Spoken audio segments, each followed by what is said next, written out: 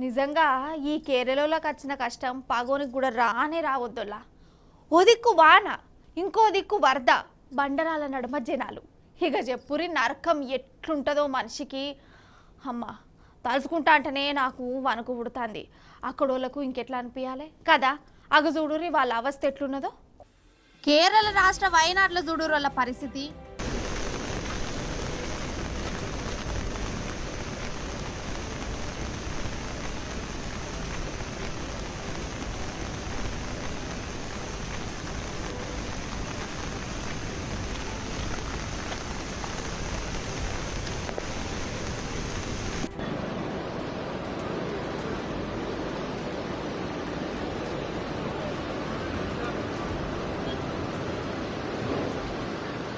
అన్నట్టు వయనాడ్ అంటే ఎన్నో ఇన్నట్టే కొడుతుంది కదా.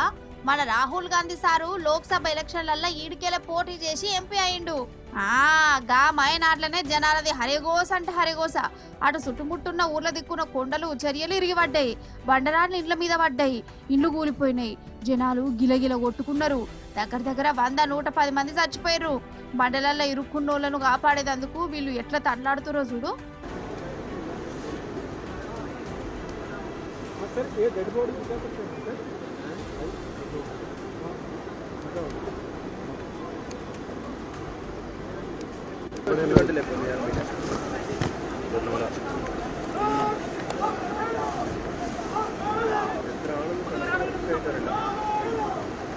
അവിടൊക്കെ ഒരു ആൾക്ക് പോലെ